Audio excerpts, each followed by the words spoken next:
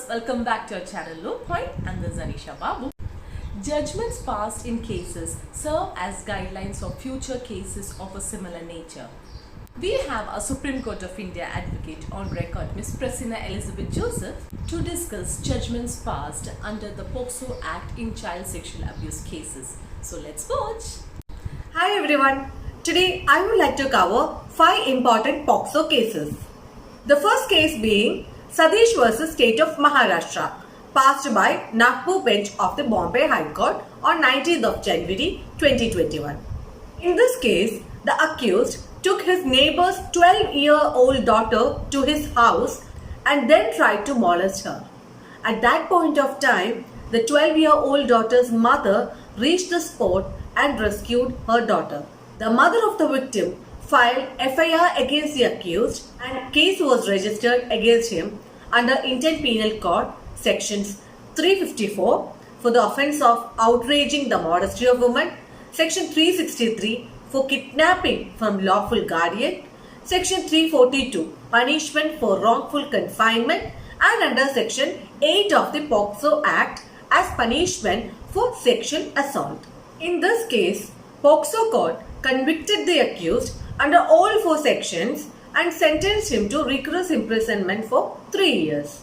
In the appeal filed by the accused before the Bombay High Court, Honorable High Court convicted the accused under sections 354 and 342 of the Indian Penal Code and directed him to undergo rigorous imprisonment for 1 year. However, acquitted the accused under section 8 of the POCSO Act on the ground that to constitute an offence of sexual assault under POCSO Act, skin-to-skin touch or contact is necessary. The interpretation of section 8 sexual assault by the Honorable High Court was controversial in nature and was highly debated and raised concerns in the society.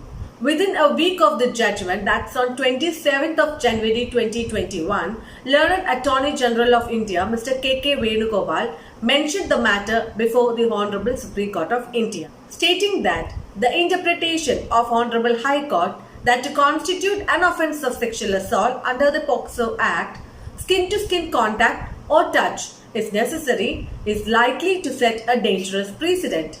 So, the Honorable Supreme Court stayed the acquittal of the accused under POCSO Act, and now the matter is pending before the Honorable Supreme Court of India for final disposal. Moving on to our next case, ERA through Manjula Kirpandov versus State, Government of NCT of Delhi and others, decided in the year 2017 by the Honorable Supreme Court of India. In this case, the accused raped a mentally retarded woman aged 38 years, but her mental age was approximately 6 to 8 years. The mother of the victim felt that the trial court would not be able to do justice to the victim. So she filed a petition before the Honorable High Court of Delhi for transferring the trial of the case to the special court under the POCSO Act on the ground that the mental age of the victim was that of a child and there is necessity for trial to be conducted in a child-friendly and comfortable manner.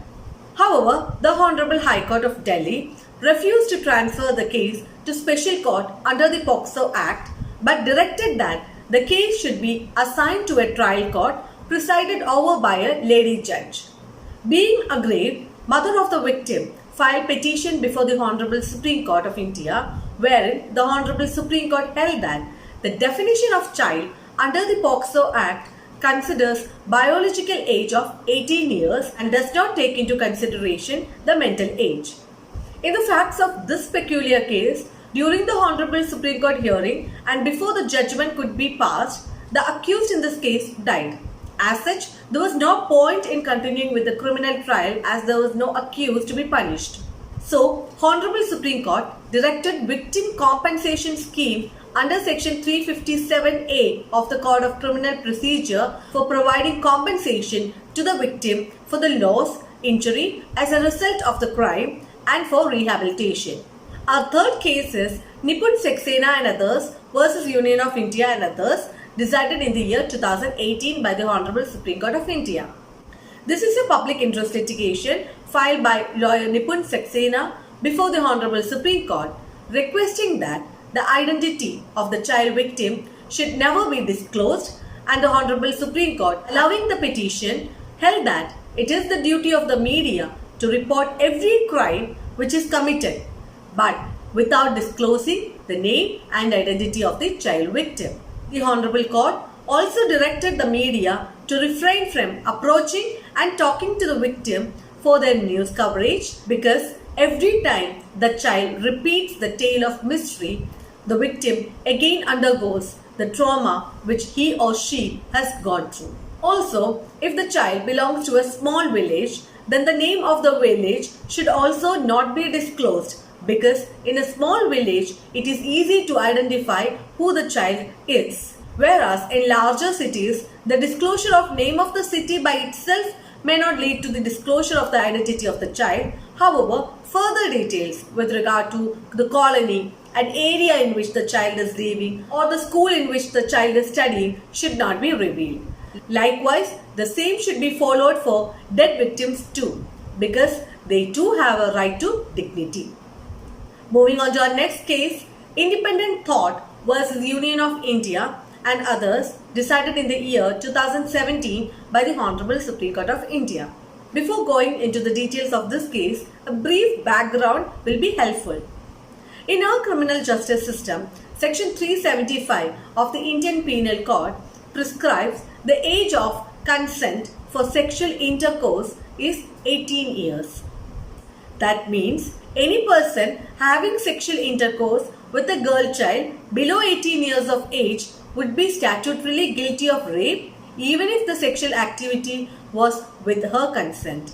However, by virtue of Exception 2 to Section 375 of the Indian Penal Code, if a girl child between 15 and 18 years of age is married, her husband can have sexual intercourse even without her consent, and the same could not be penalized as rape. In this case, Independent Thought, a registered society working in the area of child rights, filed a public interest litigation with a view to draw attention of Honorable Supreme Court to the violation of the rights of girls who are married between the age of 15 and 18 years. In this case, Supreme Court allowed the writ petition, holding that under the marriage law, age for marriage has been fixed at 18 years. Also, under POCSO Act, a child is defined to be a person below the age of 18 years.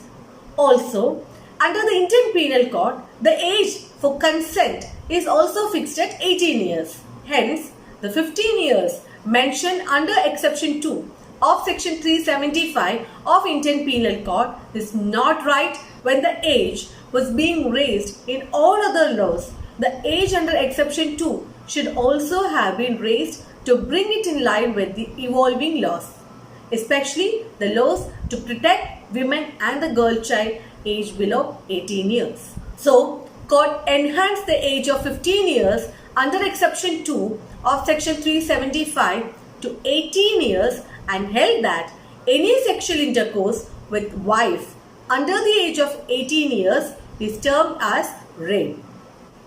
Our last and final POCSO case is Alok Srivastava versus Union of India and others, decided in the year 2018 by the Honorable Supreme Court of India. Here, the Honorable Supreme Court was considering the writ petition filed for the treatment of an 8-month-old female child who had become a victim of a crime under the POCSO Act. The writ petition also sought for speedy delivery of justice and the close monitoring of the trials under the POCSO Act in a child-friendly court, because Section 35, Clause 2 of POCSO Act describes time limit of 1 year for both trial and passing of judgment in child sexual abuse cases. However, in most of the cases, the matters are still at trial stage even after 1 year.